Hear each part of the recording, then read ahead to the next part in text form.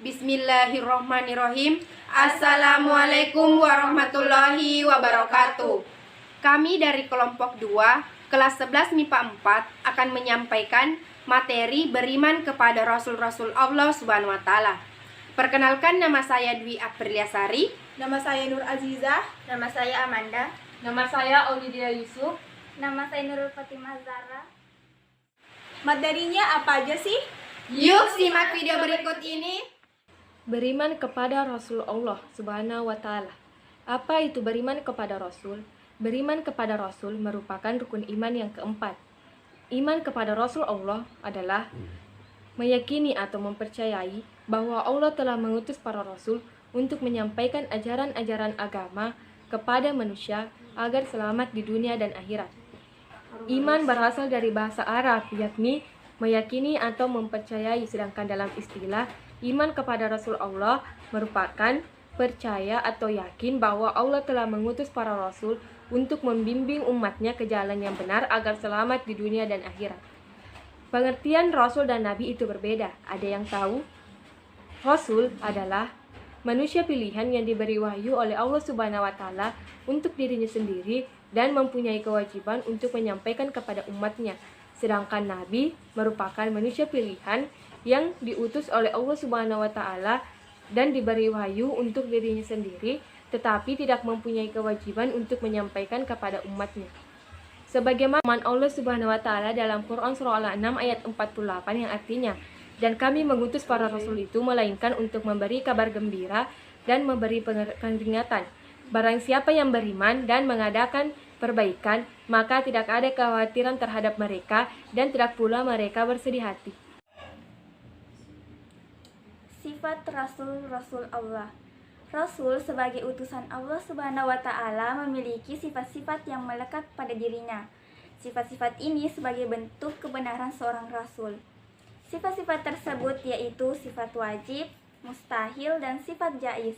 Yang pertama yaitu sifat wajib. Apa sih itu sifat wajib? Nah, sifat wajib ini artinya sifat yang pasti ada pada rasul.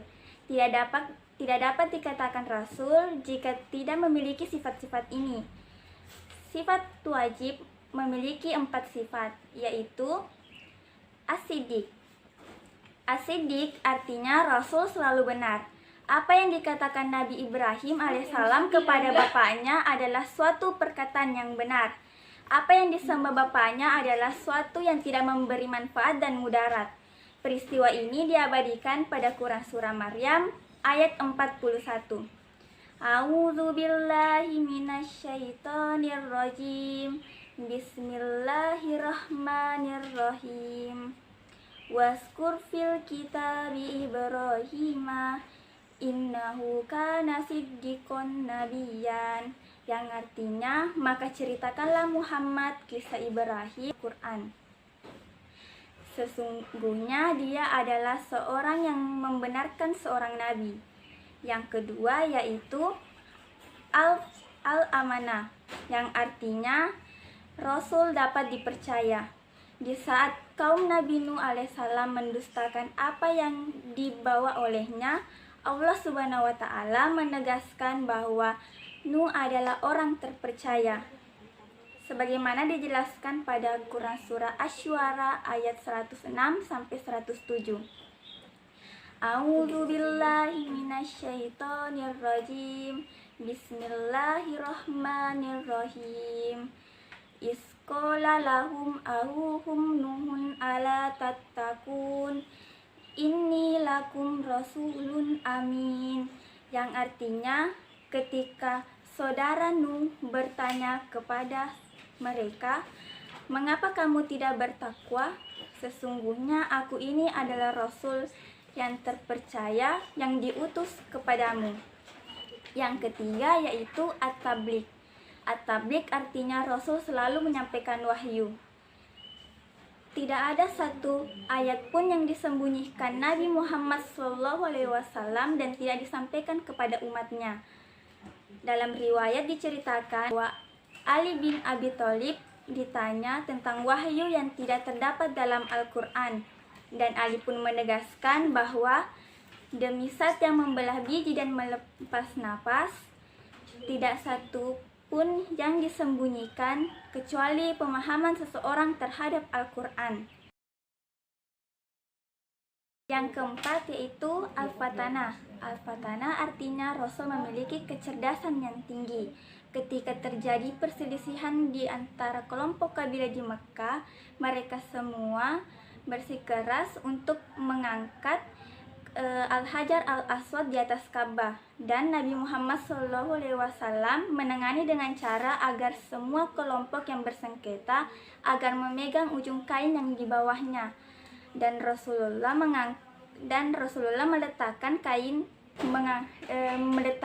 batu itu di tengah kain, dan mereka mengangkat bersama-sama hingga sampai di atas Ka'bah. Sungguh cerdas kan Rasulullah. Selanjutnya, sifat mustahil.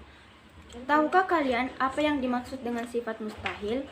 Sifat mustahil merupakan kebalikan dari sifat wajib, di mana sifat mustahil adalah sifat yang tidak mungkin ada pada Rasul. Di antara sifat mustahil para Rasul yang pertama, al-kizib. Apakah yang dimaksud dengan al-kizib? Al-kizib berarti mustahil jika Rasul itu dusta atau bohong. Semua perkataan dan perbuatan Rasul itu tidak pernah dusta atau bohong. Hal ini juga telah disebutkan dalam Quran Surah An-Najm ayat 2-4 yang artinya, kawanmu Muhammad tidak sesat dan tidak pula keliru, dan tidaklah yang diucapkannya itu menurut keinginannya tidak lain adalah wahyu yang diwahyukan kepadanya. Yang kedua, al-hiyana. Seperti kita ketahui dari namanya saja hiyana, yang berarti mustahil jika Rasul itu hiyana. Semua perkataan yang dikatakan Rasul tidak pernah hianat. Hal ini juga telah disebutkan dalam Quran Surah Al-An'am ayat 106 yang berbunyi, musyrikinal ani wa a'ridahu wa illa ilaha rabbika min ilaika uhiyamat tabi, yang artinya, ikutilah apa yang diperintahkan kepadamu wahai Muhammad, tidak ada Tuhan selain Dia, dan berpalinglah dari orang-orang musyrik. Yang ketiga yaitu al-hitman. Al-hitman berarti mustahil jika Rasul itu menyembunyikan kebenaran. Semua yang diwahyukan kepada Rasul akan disampaikan kepada para umatnya. Hal ini juga telah disebutkan dalam Quran Surah Al-An'am ayat 50. Yang keempat yaitu al-baladah. Al-baladah berarti mustahil jika Rasul itu bodoh. Walaupun Rasulullah SAW tidak bisa menulis dan membaca, namun Rasulullah SAW pandai. Selanjutnya, sifat jais. Sifat jais bagi Rasul merupakan sifat kemanusiaan, yakni al-ardul basyariyah, yang berarti Rasul juga mempunyai sifat sebagaimana manusia biasa. Sifat kemanusiaan apakah yang dimaksud? Sifat ini diantaranya rasa lapar, haus, sedih, senang, berkeluarga, dan lainnya. Bahkan Rasul juga akan meninggal sebagaimana makhluk lainnya. Hal ini telah disebutkan dalam firman Allah yang berarti, orang ini tidak lain hanyalah manusia seperti kamu. Dia makan seperti apa yang kamu makan, dan dia minum seperti apa yang kamu minum. Quran Surah Al-Mu'minin ayat 33. Selanjutnya yaitu tugas Rasul-Rasul Allah Subhanahu wa Ta'ala. Secara umum, tugas Rasul adalah menyampaikan wahyu yang diterima dari Allah Subhanahu wa Ta'ala kepada umatnya untuk dijadikan pedoman hidup yang baik dalam memelihara kehidupan manusia dari hal-hal yang akan merugikan. Adapun tugas Rasul yang pertama, menegakkan tauhid. Para Rasul berusaha meyakinkan umatnya untuk mempercayai dan meyakini kalimat tauhid ini. Para Rasul bertugas untuk menegaskan kepercayaan yang benar, yaitu mengabdi kepada Allah Subhanahu wa Ta'ala, Nabi dan Rasul Allah Subhanahu wa Ta'ala. Hal ini dijelaskan dalam Quran Surah Al-Anbiya ayat 25 yang artinya, dan tidak ada seorang Rasul pun sebelum engkau Muhammad, melainkan kami wahyukan kepadanya, bahwa tidak ada Tuhan yang berhak disembah selain aku, maka sembahlah aku. Yang kedua yaitu pembawa kabar gembira dan peringatan. Para rasul bertugas untuk memberikan kabar gembira bagi mereka yang beriman dan beramal saleh, berupa surga yang penuh dengan kenikmatan. Serta para rasul bertugas memberikan peringatan bahkan bahwa akan adanya siksa neraka bagi mereka yang ingkar dan menentang perintah Allah. Hal ini dijelaskan dalam Quran Surah Al-An'am ayat 48 yang artinya, para rasul itu kami utus untuk memberi kabar gembira dan peringatan. Barang siapa yang mengerjakan kebaikan, maka tidak ada rasa takut pada mereka dan mereka tidak akan bersedih hati. Yang ketiga yaitu menunjukkan jalan yang lurus dan benar. Para rasul bertugas untuk menunjukkan jalan yang lurus kepada umatnya, yaitu menjelaskan tentang batas-batas yang boleh dan tidak boleh dikerjakan, serta membawa manusia untuk memalingkan hawa nafsunya menuju kehidupan yang kekal, yaitu akhirat. Hal ini dijelaskan dalam Quran Surah Fatir ayat 24 yang berbunyi, A'udzubillahi minasyaitonirrajim. Bismillahirrahmanirrahim. Inna arsalnaka bil haqqi basyiran wa nasir. Wa in min ummatin illa wala fiha nasir. Artinya, sungguh kami mengutus para rasul dengan membawa kebenaran, yaitu pembawa berita gembira dan peringatan, dan tidak ada satupun umat melainkan mereka yang datang untuk membawa peringatan. Yang keempat yaitu menjadi teladan yang baik. Setiap sikap dan perbuatan Rasul merupakan akhlak yang terpuji, sehingga harus menjadi teladan bagi umatnya.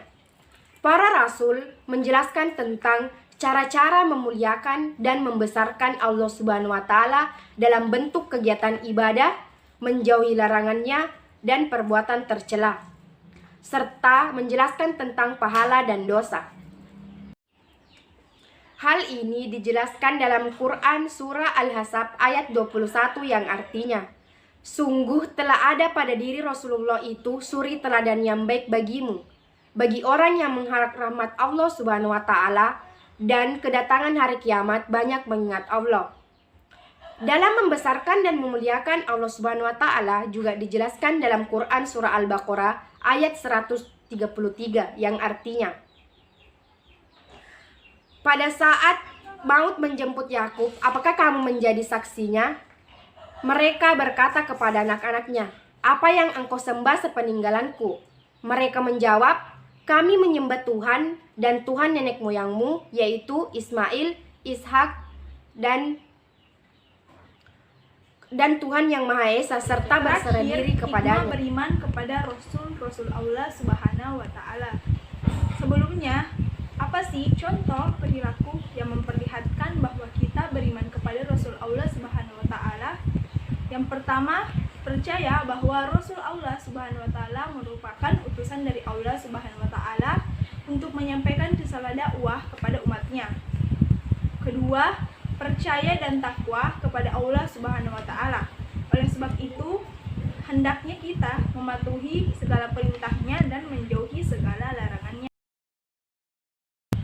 Yang ketiga, percaya bahwa manusia diciptakan hanya untuk berbakti kepada Allah Subhanahu wa Ta'ala. Yang keempat, dapat mengetahui yang mana yang hak dan mana yang batil. Apa sih hikmah yang kita dapatkan? Pertama, makin sempurna imannya. Kedua, terdorong untuk menjadikan contoh dalam hidupnya. Ketiga, terdorong untuk melakukan perilaku sosial yang baik. Keempat, menjadi suri teladan dalam hidupnya. Yang kelima, cinta terhadap Rasul Allah Subhanahu wa Ta'ala dengan mengikuti segala ajarannya dan mengamalkannya dalam kehidupan sehari-hari. Keenam, percaya bahwa kita sebagai manusia hanya diciptakan untuk beriman kepada Allah Subhanahu wa Ta'ala seperti pada firman ayat 56 yang Bismillahirrahmanirrahim. Wa ma khalaqatul jinna wal insa illa liya'budun. Yang artinya, aku tidak menciptakan jin dan manusia melainkan agar beribadah kepadaku, yaitu Allah Subhanahu wa taala. Selanjutnya, dengan beriman kepada Rasul, maka kita menjadi lebih yakin mengenai kekuasaan Allah benar adanya lewat mukjizat yang diberikan oleh Rasul Allah Subhanahu wa taala. 8. Menumbuhkan rasa takut dalam diri kita dengan mengambil pelajaran kepada orang-orang yang tidak mengikuti perintah Rasul, sehingga kita lebih hati-hati dalam bertindak dan menjadi takut kepada Allah Subhanahu wa taala. 9. Menyadari bahwa hakikatnya diri kita adalah makhluk ciptaan Allah Subhanahu wa taala. Yang terakhir, cinta terhadap apa yang dibawanya kemudian diamalkan dalam kehidupan sehari-hari. Nah, udah paham kan sama materinya? Semoga videonya bermanfaat ya. Apabila ada salah kata, mohon dimaafkan. Wabillahi taufik wal hidayah. Wassalamualaikum warahmatullahi wabarakatuh.